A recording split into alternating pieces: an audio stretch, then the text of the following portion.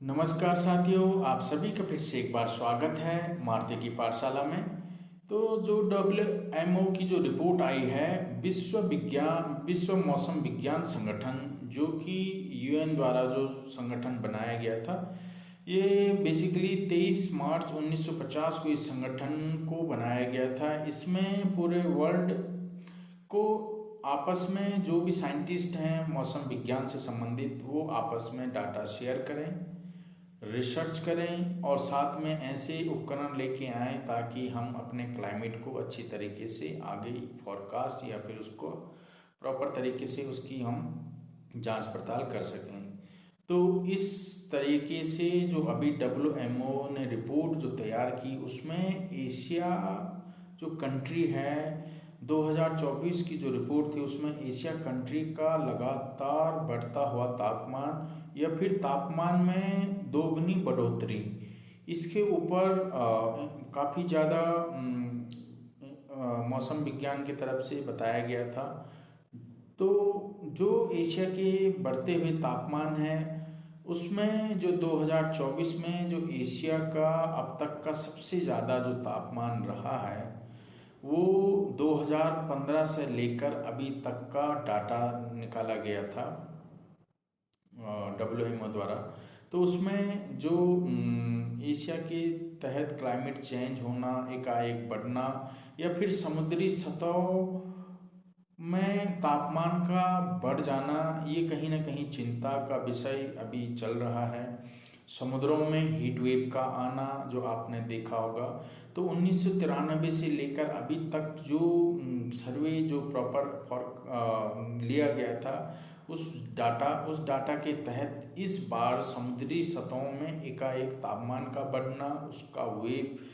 समुद्री में heat wave का आना, जो कि आपने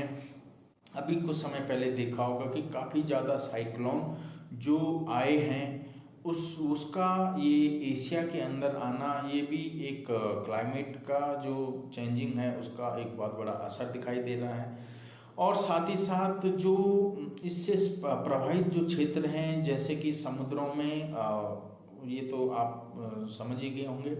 कि हीट वेव का होना, उसके बाद ग्लेशियर का पिघलना जो कि मुख्य कारण बन चुका है, जिसमें से इस हिमालय के 24 ग्लेशियर में से 23 ग्लेशियर का धीरे धीरे पिघलना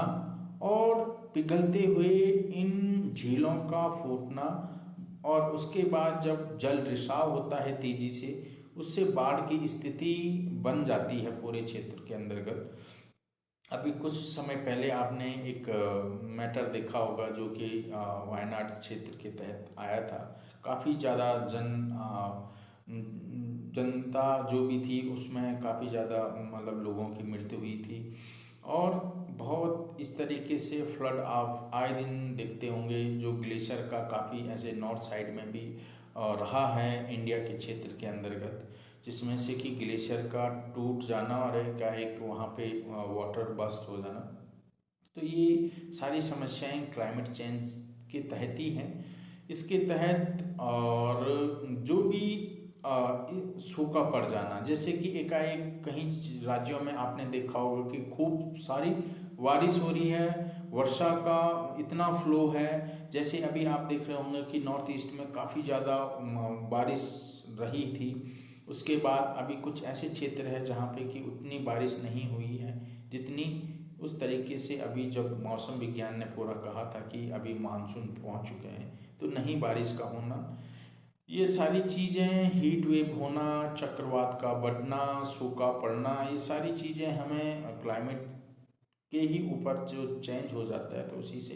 ये प्रभाव होते हैं। अब इन क्लाइमेट चेंजों से हम कैसे अपना बचाव करें या किस तरीके से इनसे बचा जा सकता है, तो इसका जो है, हम सबसे पहले अपनी जो क्लाइमेट जो हमारा जो रहता है, जब भी हम फॉरकास्ट करते हैं अपने मौसम विज्ञान का, जो हमारा गवर्नमेंट की तरफ से जो दी जाती है चेतावनी कि अभी बारिश होंगी या हवाएं चलेंगी या फिर समुद्री एरिया में अभी चक्रवात आने वाला है, तो इनकी प्रॉपर फॉरकास्टिंग हो, समय पे हो, ताकि जान माल का नुकसान ना हो, उससे बचा जा सके। तो इसमें इसका मुख्य भूमिका होती है। उसके बाद जब हम कभी जैसे अपनी फसलों को हम लगाते हैं तो फसलों में बदलाव होना बहुत अच्छी चीज़ है, जिससे कि हमें प्रॉपर तरीके से जो मिट्टी की उर्वरकता है वो बनी रहती है, उपजाऊ रहती है। हम एक ही फसल या एक ही पैटर्न के तरीके से ना चलें, उसमें चेंजिंग लाते रहें। और अभी आपने काफ़ी ऐसे प्रदेश देखे होंगे जिन्होंने कि पहले वो ट्रेडिशनल फार्मिंग पे रहते थे, अब कुछ उन्होंने बदलाव लाए हैं, जिसमें से कि पंजाब भी मुख्यतः एक ऐसा प्रदेश है जिसमें कि पहले वहाँ पे धान और गेहूं की ज़्यादा फसल की जाती थी। अब वहाँ पे धीरे धीरे दलहन की फसलें शुरू हो गई है, साथ साथ में सब्जी का भी उपजाऊ करना उन्होंने शुरू कर लिया है। तो इस तरीके से ये होना बहुत ज़रूरी है। उसके बाद जब भी हम समुद्री क्षेत्रों के जो एरिया हैं उस पे हम कुछ इस तरीके से प्रोटेक्शन वॉल खड़ी कर दें, ताकि जो चक्रवात का प्रभाव है उससे थोड़ा सा बचा जा सके। जैसे कि कुछ अभी सिटियों में अभी चल ही रहा है वर्क, या कई कर चुके हैं, जिसमें चेन्नई और मुंबई जैसे काफ़ी शहर हैं जिन्होंने अभी सी साइड में प्रोटेक्ट वॉल के तहत उन पे काम चल रहा है। तो ये सारी चीज़ें इस तरीके से है कि जब भी क्लाइमेट चेंज होगा तो मनुष्य के लिए ये एक चुनौती का समय होगा। और ये आप अभी देख ही रहे होंगे कि काफ़ी इस बार गर्मी का को काफ़ी असर देखा गया है, बहुत हीट वेव रही है, बहुत झुलसन रही है गर्मी में। तो ये सब क्लाइमेट चेंजेस के तहत ही है। तो इस तरीके से ये जो WMO की जो रिपोर्ट है, ये एशिया को थोड़ा सा इसके ऊपर सोचने का होनी चाहिए। जितनी भी कंट्रियां हैं एशिया के अंतर्गत,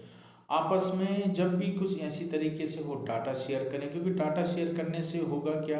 कि हमें आगे आने वाले समय का पता लग जाएगा कि इस वर्ष हमारे पास किस तरीके की चुनौतियाँ रही है, कहाँ पे कितना किस तरीके का प्रभावित क्षेत्र रहा है, सबसे ज़्यादा प्रभावित क्षेत्र किस तरीके से प्रभावित रहा है, जल से रहा है या फिर हवा से रहा है या फिर किस तरीके से रहा है। ये सारी चीज़ें डाटा शेयर करने से आपस में आगे आने वाले समय के लिए हम कुछ एक अच्छे तरीके से उसकी रणनीति बना सकते हैं। तो ये एक छोटा वीडियो लाने का मकसद मेरा यही था कि क्लाइमेट चेंज जो हमारा एकदम से बढ़ा है एशिया के अंतर्गत, तो इसमें हम क्या भागीदारी करें, इसके लिए अब ये सरकार के लिए भी एक क्वेश्चन मार्क है, और हम लोग जो अपने तहत कर सकते हैं जिसमें बचाव, हम जैसे सूखाग्रस्त क्षेत्र है तो वहाँ पे हम क्या करें कि बारिश के समय जो वाटर हार्वेस्टिंग है या पानी को संगठन करने की एक प्रक्रिया पूरी प्रॉपर तरीके से की जाए, ताकि जब बारिश ना हो, सिंचाई के लिए पानी पर्याप्त ना हो, तो हम उस पानी से उस जगह या उस कृषि भूमि को सिंचित कर सकें। तो इस तरीके से हम अपनाएं सारी चीज़ें। और ये कुछ चीज़ें थी हम जो मैं आपके सामने लेके आया। कई मेरे ऐसे छात्र होंगे जो अभी तैयारी कर रहे होंगे, उनके लिए भी ये काफ़ी अच्छा टॉपिक है, क्योंकि इससे संबंधित चीज़ें ज़रूर पूछी जाती हैं। क्लाइमेट चेंजिंग आज के समय ग्लोबल प्रॉब्लम्स हो चुकी हैं, पूरी कंट्रियां इस पे आके नए नए तरीके से रिसर्च कर रही हैं, और इसको कैसे इसको प्रोटेक्ट किया जाए इसके विषय में सभी लगे हुए हैं। और तो यही है, इस तरीके से क्लाइमेट चेंज के तहत मैं एक छोटी सी वीडियो आप लोगों के लिए लाया था। अगर आप लोगों को ये वीडियो अच्छी लगी तो प्लीज़ इसको शेयर करें, और ज़्यादा से ज़्यादा फैमिली एंड फ्रेंड मेम्बर्स को तरफ इसको भेजें। और चैनल अच्छा लगा तो सब्सक्राइब करें, लाइक करें, कमेंट ज़रूर करें कि आपको और किस तरीके की और वीडियो इससे रिलेट या फिर और भी अदर एजुकेशन से रिलेट लानी है तो मैं ज़रूर लेके आऊँगा। आप सभी अपना ध्यान रखें, स्वस्थ रहें। फिर से मुलाकात होगी। आप सभी का फिर से एक बार बहुत बहुत धन्यवाद।